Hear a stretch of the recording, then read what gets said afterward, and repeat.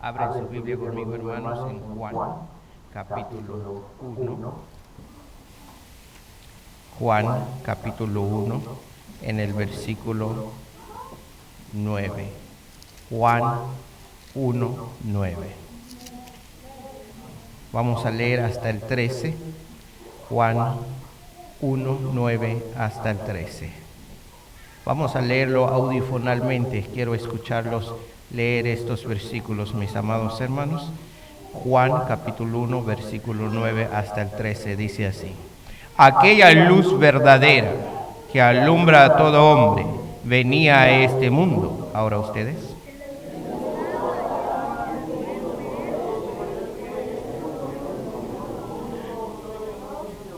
A lo suyo vino y los suyos no le recibieron.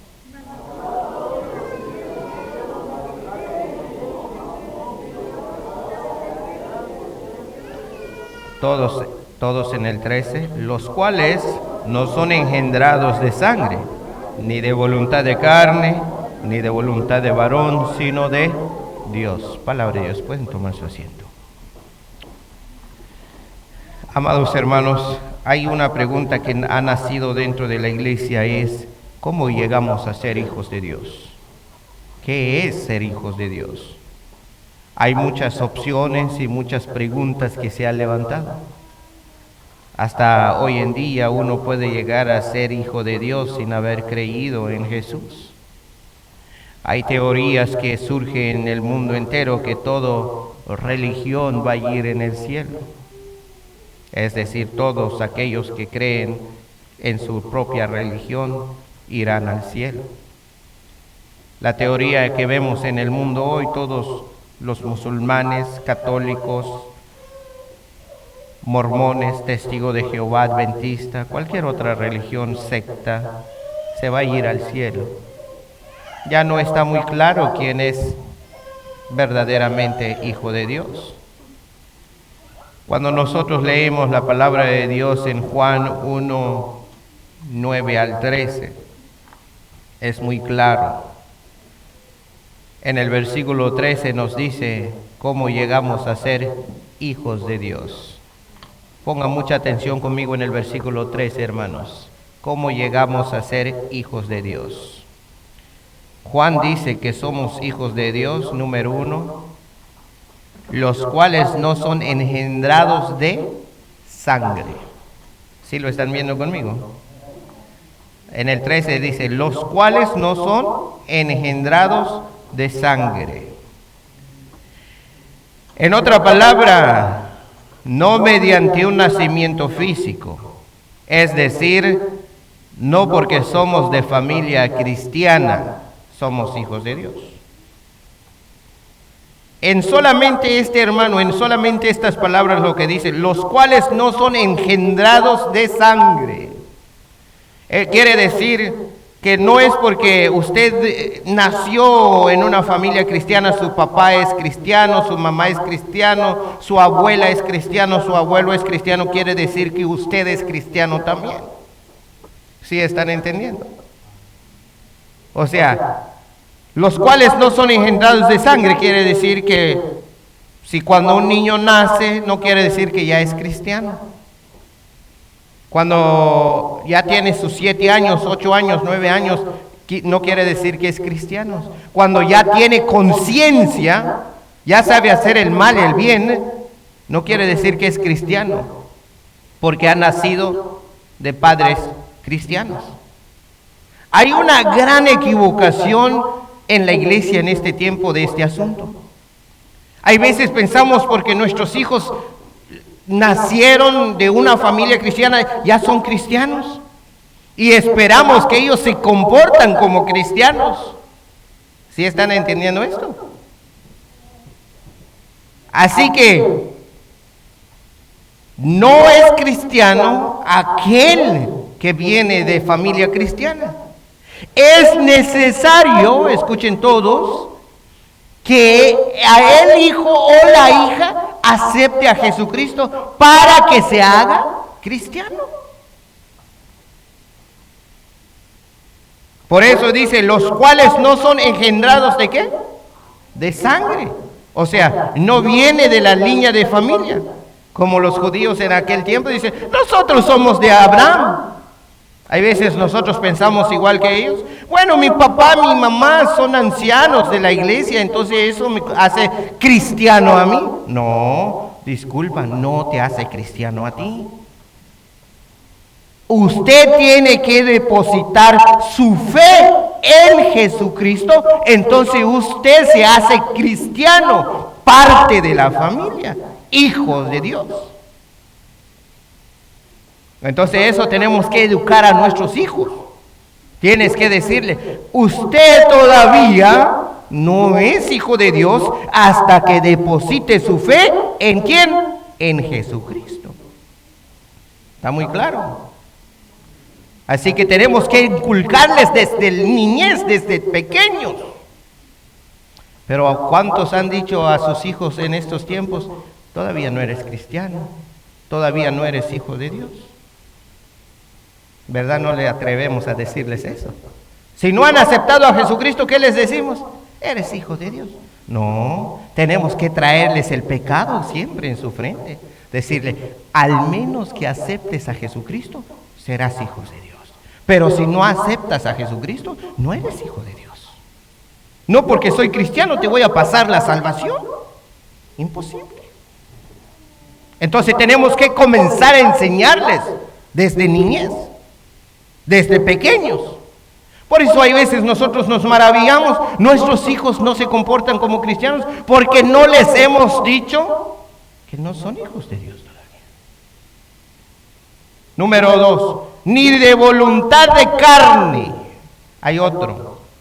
Es decir, no nace en uno llegar a ser hijos de Dios. No es de la iniciativa humana. Es mentira eso que el hombre diga, déjame arreglar mi vida primero, luego aceptaré a Jesús. Cuando dice, ni de voluntad de carne, es decir, no nace de mí, decir,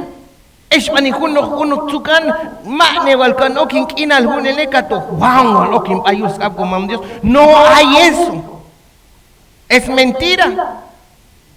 Usted no puede hacer nada absolutamente para dejar el mal. Ni de voluntad de carne quiere decir que no nace de mí, no nace de esta carne de decir, quiero ser hijo de Dios.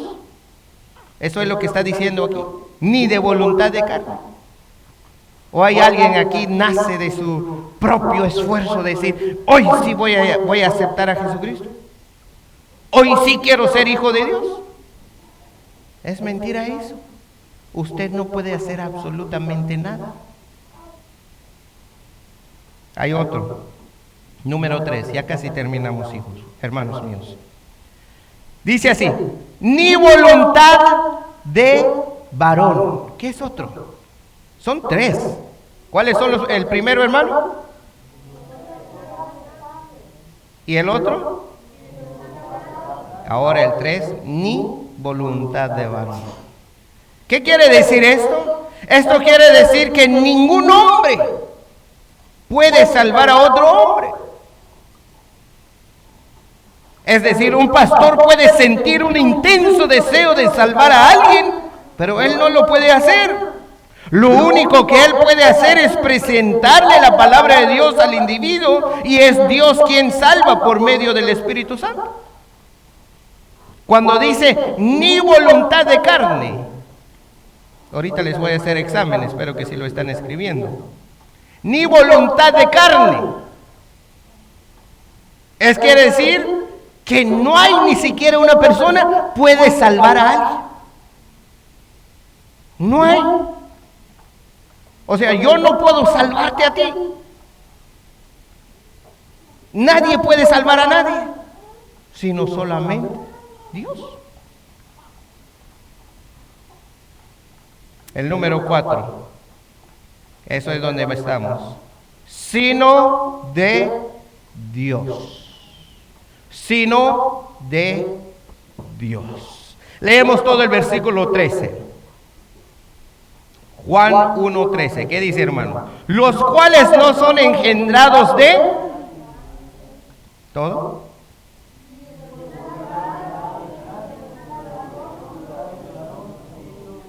sino de Dios. ¿Escucharon eso? Son tres. Ayúdenme con los primeros, hermanos. El primero es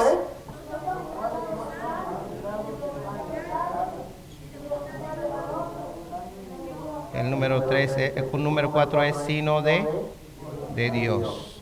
Es voluntad de Dios que seamos sus hijos. Conclusión. Los invito a ir en Efesios 2, perdón. Efesios 2.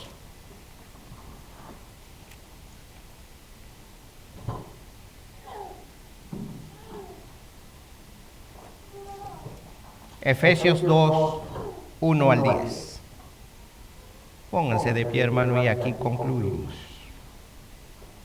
Efesios 2, 1 al 10. Leemos la palabra de Dios todos juntos, hermanos, estos maravillosos versículos. Escuchen esto. Leemos todos con calma Efesios 2, 1 hasta el 10. Y él dice: y él os dio vida a vosotros cuando estabais muertos en vuestros delitos y pecados, en los cuales anduvisteis en otro tiempo, siguiendo la corriente de este mundo, conforme al príncipe de la potestad del aire, el espíritu que ahora opera en los hijos de desobediencia, entre los cuales también todos nosotros vivimos en otro tiempo en los deseos de nuestra carne, haciendo la voluntad de la carne y de los pensamientos, y éramos por naturaleza hijos de ira, lo mismo que los demás. Pero Dios, que es rico en misericordia, por su gran amor con que nos amó, aun estando nosotros muertos en nuestros pecados, nos dio vida juntamente con Cristo. Por gracia sois salvos. Y juntamente con Él nos resucitó, y asimismo nos hizo sentar en los lugares celestiales con Cristo Jesús, para mostrar en los siglos venideros las abundantes riquezas de su gracia en su bondad para con nosotros en Cristo Jesús. Porque por gracia sois salvos por medio de la fe, y esto no de vosotros, pues es don de Dios, no por obras, para que nadie se gloríe, porque somos hechura suya, creados en Cristo Jesús para buenas obras, las cuales Dios preparó de antemano para que anduviese en ellas. Palabra de Dios. Oramos. Padre Santo, oh, nosotros no somos hijos tuyos por gracia. No es que hemos hecho algún tipo de obra, no es que hayamos hecho algún tipo de sacrificio, simplemente por tu gracia, por tu voluntad nos has hecho hijo tuyo. He aquí tu iglesia bíblica Jesús Salva. Nos hemos reunido en este lugar.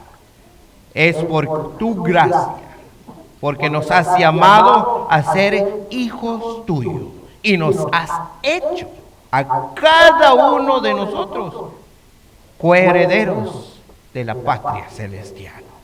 Oh, tú eres grande y amoroso. He aquí cada uno de tus santos.